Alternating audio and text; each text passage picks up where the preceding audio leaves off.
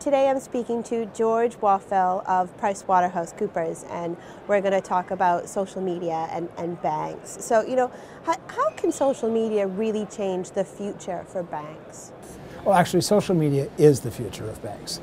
Banks understand that they operate in and lend to and make payments for a community. What they don't understand, many of them, is that social media is the new community. In the early days of the web, everything was one-to-one. I could go to a bank's website, but it was that bank's website. It wasn't a community website.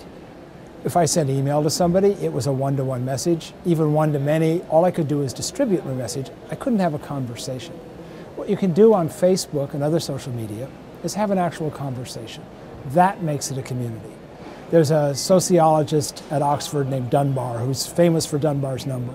Dunbar's number is 150 because it turns out that from the early 1400s to today, that's as many associates as any of us can have. It also turns out that was the number of people who lived in a European village around 1600. So nothing's changed. What's changed is that community is no longer physically located somewhere. It's no longer geographic. It's in the cloud. So the impact of social media on banking is simply one of understanding an entire new community to serve. What I like to say to banks is if I told you there were 900 million people without a bank, would you want to be there? It's up to 1 billion now, and that's Facebook. What about opportunities for partnerships, especially with sort of mobile networks and retailers to really take advantage of mobile payments? The first thing that banks and credit unions need to understand about partnering is they have the upper hand in negotiating a partnership with a telecoms company or a technology company. That's because people trust financial institutions to do these new media payments, whether it's mobile or social media. Surveys by Pricewaterhouse and others have shown that between 60 and 70% of people say they prefer that any kind of new media payment move from their bank to the recipient's bank, whether the recipient is their daughter at college or a merchant. They don't want the payment moving between these non-bank types of institutions. So that gives the bank institution, the credit union, a real advantage in negotiation. The second point is there's really a spectrum of partnerships. At one extreme there's what's the minimal partner I need? You really need a phone company, but you don't have to have a partnership with it. You can just run your messages across it. I think a partnership probably works well. There's a big bank in Canada who just got together with the biggest mobile payments company in Canada, and they formed a partnership to do NFC.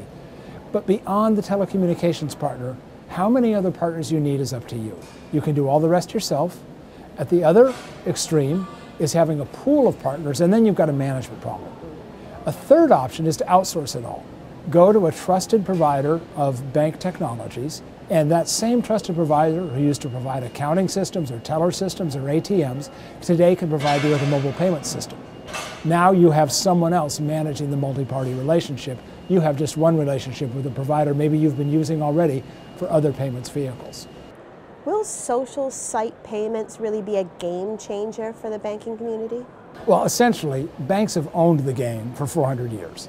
Banks were the first ones to make paper money. Banks were the only ones you could get a check from. Banks invented the MasterCard and Visa card and all the other credit cards we have today. They controlled the network, they controlled the merchant, they issued the plastic. So for so long, banks have owned the game that what's really difficult now is for banks to play in a game someone else owns.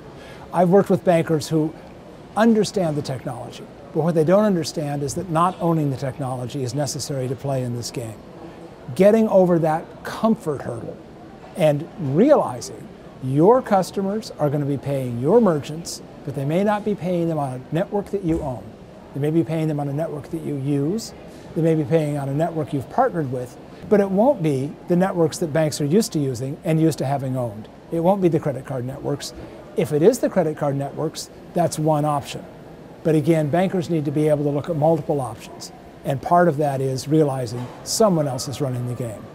The game is filled with other players. And it's filled with other players who got there first simply because they were small, they were outside the banking system, they could move quickly, they were unregulated.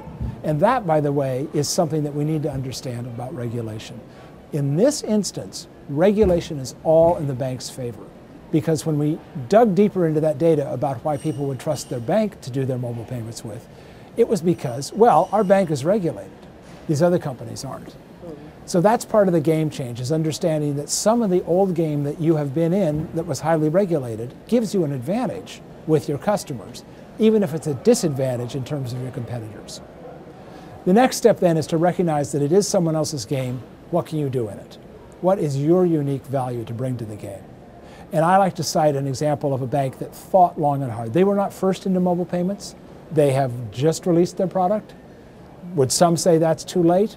Not the way they did it. They designed their product so it is 100% bank-centric. If I make a payment using that bank system on my mobile device to you, and you do not bank with that bank, you are sent a message that says, would you like the $50 that's just been sent? Open an account. It doesn't necessarily have to be at that bank, but the ad comes from that bank. You can go to any bank and open an account because the transaction between me and you is going to be a bank-to-bank transaction. It's going to go right through the Australian clearinghouse, just like any other bank-to-bank transaction.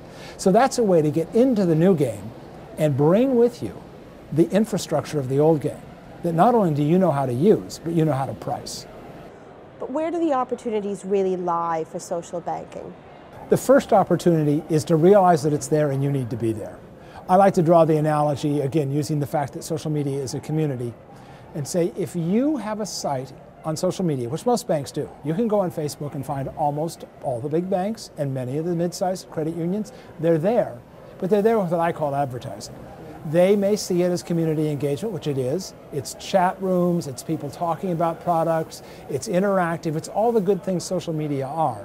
But the one thing it doesn't do is allow you to make a payment or take out a loan. So what I say, maybe overstating it a bit, is that kind of presence on social media is the equivalent of building a branch in a community simply for the signage on the outside. But no one can come inside and make a payment. No one can come inside and get a loan. So the opportunity for banks is to step ahead on social media sites and actually offer payments and loan applications on those sites. Now, some banks will say, is that safe? And we'll get to that. It is safe, but you have to make it safe. Yeah, that's really a big thing for banks. When you mention Facebook and social sign-in, that sort of starts a lot of arguments. The second opportunity with banks is to realize, as banks realize better than I think anyone else in the business does, is that if you hold on to the customer for one of the basic products like payments or loan, you hold on to that customer for all the other products. And that's the real threat. When we see sites on social media where people can go borrow money, and they can borrow the same tens, 20s, hundreds of thousands of dollars that I can borrow from my credit union, we have to realize if I go there to borrow money, and while I'm there I learn I can make payments there, and while I'm there I'm learning they have their version of what looks like a deposit account. It's uninsured, but I may not worry about that. They've lost me as a customer. So part of the thing banks need to understand is some of this is not just to gain the business you can do on Facebook, it's to hold on to all that other business that, as I said, banks know better than anybody, comes as part of doing the primary business with that customer. So here's the big question. Is social media safe for payments? I'm glad you asked, because the answer is that social media can be made safe for payments, but it's the bank's job to take the responsibility that it be safe. Remember the earlier data. People trust their bank, and what they trust them to do is keep it safe. There are models for doing social media payments that use the well-established principle of data compartmentalization to keep the transaction safe. In a model like this, I could go to a social media site and I could initiate a transaction. I could say, I want to send money to my daughter at college. That message would go to my bank. At that point, the bank would substitute for the screen that I'm looking at, the regular online banking screen that I've already established with that bank. Now we're inside the bank. Now it's a secure transaction. The transaction will actually move as a bank transaction on the bank rails. I'm still on my social media site, but I'm in a pop-up window or I'm in a screen substitution for my bank's site. And the social media servers aren't keeping that screen in front of me. My bank is keeping that screen in front of me. At the other end of the transaction, the same principle applies. That transaction will have moved from my bank on the bank-established channels to the other bank. It will have been verified. It will have been put in the account of my daughter that I'm sending it to. She'll be on Facebook that night, and there will be a message from her bank saying, Daddy sent some money. Now she goes, again seamlessly, via Facebook to the online banking site she's established with her bank and checks, yes, the money's there, and moves it to a different account or buys a dress or who knows what. That's the way to make it safe.